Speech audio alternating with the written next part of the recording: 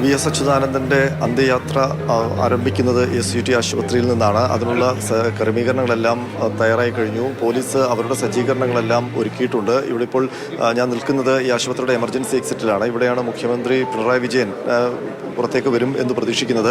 ഈ ആശുപത്രിയുടെ പ്രധാന കവാടം അതുവഴിയാണ് VSൻ്റെ ഭൗതിക ശരീരം പുറത്തേക്ക് കൊണ്ടുവരുന്നത്. അവിടെ ആംബുലൻസ് ഒക്കെ സജ്ജമാക്കി കഴിഞ്ഞിരിക്കുന്നു.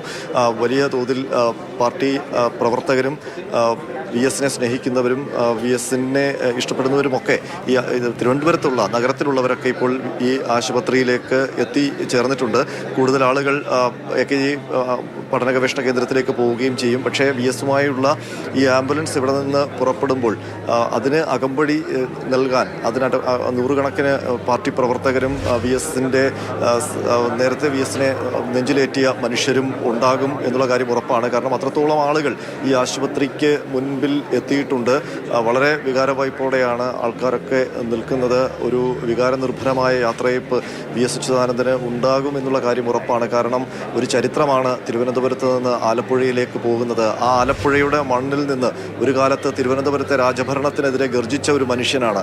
ആ മനുഷ്യൻ ജനാധിപത്യ ഭരണകാലത്തും എങ്ങനെയാണോ ദിവാൻ ഭരണകൂടത്തിനെതിരെ പോരാടിയത്, അതേ വീറോടുകൂടിയുള്ള പോരാട്ടം അതൊരു മറുവഴിയിലുള്ള അല്ലെങ്കിൽ ഒരു സമയത്ത് സായുധ വിപ്ലവത്തിൻ്റെ പാതയിലൂടെ ആയിരുന്നെങ്കിൽ അതിന് ശേഷം അദ്ദേഹം ജനാധിപത്യ പ്രക്രിയയുടെ ഭാഗമായി സമരസജ്ജമായി നിൽക്കുകയായിരുന്നു. ഒരു പക്ഷേ ഞാൻ ഓർക്കുന്നത് പ്രതിപക്ഷ നേതാവായിട്ടിരിക്കുമ്പോഴും മുഖ്യമന്ത്രിയായിരിക്കുമ്പോഴും അദ്ദേഹത്തിൻ്റെ നിലപാടുകളിൽ ഉറച്ചുകൊണ്ട് എങ്ങനെയാണോ പ്രതിപക്ഷ നേതാവായിരുന്നത് അതേ നിലപാടുകളൊക്കെ തന്നെയായിരുന്നു അദ്ദേഹം മുഖ്യമന്ത്രിയായിട്ടിരിക്കുമ്പോഴും. അദ്ദേഹം എടുത്ത നിലപാടുകൾ അനീതിക്കെതിരെയുള്ള പോരാട്ടം, സ്ത്രീ സുരക്ഷയുമായി ബന്ധപ്പെട്ട പോരാട്ടം, ഭൂസുരക്ഷയുമായി ബന്ധപ്പെട്ട ഭൂമാഫിയക്കെതിരായ പോരാട്ടം, കയ്യേറ്റ മാഫിയക്കെതിരായ പോരാട്ടം, പരിസ്ഥിതിയുമായി ബന്ധപ്പെട്ട പോരാട്ടം, അതൊക്കെ മുഖ്യമന്ത്രിയായിരിക്കുമ്പോഴും പ്രതിപക്ഷ നേതാവായിരിക്കുമ്പോഴും ഒരേ നിലപാടിൽ തന്നെ നിന്നുകൊണ്ട് പൊരുതുന്നത് കേരളം കണ്ടതാണ്. ആ പോരാളിയുടെ അന്ത്യയാത്രയാണ് തലസ്ഥാന നഗരത്തിൽ നിന്ന് ആരംഭിക്കാൻ പോകുന്നത്. ഇന്നിപ്പോൾ എല്ലാ ജനങ്ങൾക്കും തിരുവനന്തപുരത്തുള്ളവർക്കും എല്ലാം അദ്ദേഹത്തിന് അന്ത്യോപചാരം അർപ്പിക്കാനുള്ള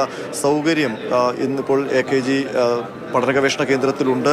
അവിടെ വെച്ച് കാണാൻ കഴിയാത്തവർക്ക് നാളെ രാവിലെ 9 മണി മുതൽ ദർബാർ ഹാളിൽ പൊതുദർശനം ഉണ്ടാകും. മൺമറഞ്ഞുപോയ മുഖ്യമന്ത്രിമാർക്കെല്ലാം പൊതുദർശനം ദർബാർ ഹാളിലാണ്. അവിടെ വലിയൊരു ജനസഞ്ചയം അദ്ദേഹത്തിന് അന്ത്യോപചാരം അർപ്പിക്കാൻ എത്തും എന്ന് തന്നെയാണ് പ്രതീക്ഷിക്കുന്നത്. അത് എപ്പോൾ കഴിയുമെന്ന് നമുക്കൊരിക്കലും പ്രവചിക്കാൻ കഴിയില്ല. കാരണം VSൻ്റെ യാത്രയാണ്, ആലപ്പുഴയിലേക്കുള്ള വലിയ ചുടുകാട്ടിലേക്കുള്ള യാത്രയാണ്. അപ്പോൾ അതിനുശേഷം പിന്നീട് അദ്ദേഹത്തിൻ്റെ വിലാപയാത്ര കടന്നു പോകുന്നത് ദേശീയപാതയിലൂടെയാണ്, വിപ്ലവ മണ്ണുകളിലൂടെ. തിരുവനന്തപുരത്ത് നിന്ന് പോയാൽ കൊല്ലം കഴിഞ്ഞ് ആലപ്പുഴ, ആ വഴികളിലൊക്കെ അദ്ദേഹം ഒരു കാലത്ത് സഞ്ചരിച്ച് പാർട്ടിയെ കെട്ടിപ്പടുത്ത വഴിത്താരകളാണ്. അപ്പോൾ അവിടെയൊക്കെ അദ്ദേഹത്തെ സ്നേഹിക്കുന്ന, അദ്ദേഹത്തിൻ്റെ പോരാട്ടങ്ങളിൽ നിന്ന് ഊർജം കൊണ്ട് ഈ പ്രസ്ഥാനത്തിലേക്ക് കടന്നു വന്ന ആൾക്കാരൊക്കെ അന്ത്യോപചാരം അർപ്പിക്കാൻ ഉണ്ടാകും.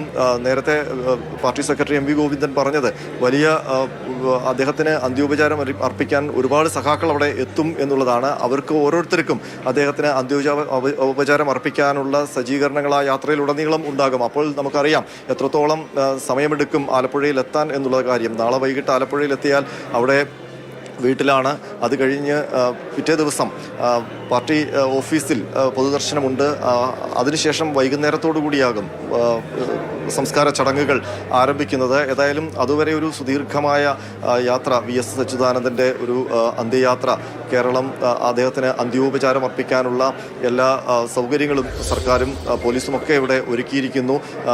ഇനി അല്പസമയം കൂടി കഴിഞ്ഞാൽ ഈ SUT ആശുപത്രിയിൽ നിന്ന് VS അച്യുതാനന്ദന്റെ ഭൗതിക ശരീരം അല്പസമയത്തിനകം AKG പഠന ഗവേഷണ കേന്ദ്രത്തിലേക്ക് കൊണ്ടുപോകും. കണ്ണേ കരളേ VS എന്ന് കേരളം നെഞ്ചുപൊട്ടി വിളിക്കുന്നുണ്ട്.